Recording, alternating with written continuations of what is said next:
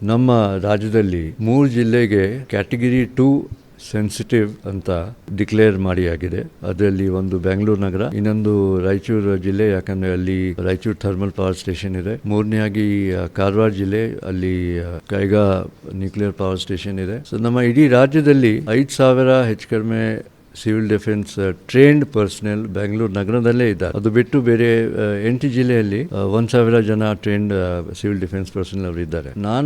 ನಮ್ಮ ಧ್ಯೇಯ ಏನು ಇರಬೇಕಂದ್ರೆ ಬರೀ ಸಿವಿಲ್ ಡಿಫೆನ್ಸ್ ಇಂದ ಈ ಎಮರ್ಜೆನ್ಸಿ ರೆಸ್ಪಾನ್ಸ್ ಆಗ್ಲಿಕ್ಕೆ ಸಾಧ್ಯ ಇಲ್ಲ. ಎಮರ್ಜೆನ್ಸಿ ರೆಸ್ಪಾನ್ಸ್ ನಲ್ಲಿ fire emergency services, civil defence, home guards, state disaster response force, police ಇಲಾಖೆಯವರು, ಹಾಸ್ಪಿಟಲ್, ಮೆಡಿಕಲ್ ಸ್ಟಾಫ್, ಎಲೆಕ್ಟ್ರಿಸಿಟಿ ವಿಭಾಗ ಅವರು, ವಾಟರ್ ಸಪ್ಲೈ ವಿಭಾಗ ಅವರು ಎಲ್ಲ ಇದರಲ್ಲಿ ಪಾರ್ಟಿಸಿಪೇಟ್ ಮಾಡಬೇಕು.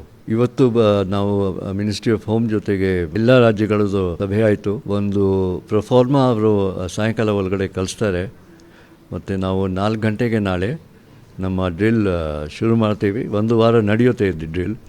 ಯಾಕೆ ನಮಗೆ ಗೊತ್ತಾಗಬೇಕು ನಮ್ಮದು ರಿಸೋರ್ಸ್ ಗ್ಯಾಪ್ ಏನಿದೆ, ಪರ್ಸನಲ್ ಗ್ಯಾಪ್ ಏನಿದೆ, ಎಕ್ವಿಪ್ಮೆಂಟ್ ಗ್ಯಾಪ್ ಏನಿದೆ. ನಾವು ಒಂದು ಜೊತೆಗೆ ಎಲ್ಲ ಏಜೆನ್ಸಿಗಳು ಜೊತೆಗೆ ಹೇಗೆ ಕೆಲಸ ಮಾಡಬೇಕು ಅದು ನಮಗೆ ಗೊತ್ತಾಗುತ್ತೆ. ಆಗ ಒಂದು SOP ಅಂದರೆ ಸ್ಟ್ಯಾಂಡರ್ಡ್ ಆಪ್ರೇಟಿಂಗ್ ಪ್ರೊಸೀಜರ್ ನಾವು ಡೆವಲಪ್ ಮಾಡಿಕೊಂಡು ಅದು ರೆಗ್ಯುಲರ್ ಆಗಿ ಪ್ರಾಕ್ಟೀಸ್ ಮಾಡ್ತಾ ಹೋಗಬೇಕು. ಯಾಕೆಂದರೆ ಈ ಇಂಥ ಸಂದರ್ಭ ಯಾವಾಗ ಬರುತ್ತೆ ಹೇಳೋಕ್ಕಾಗಲ್ಲ.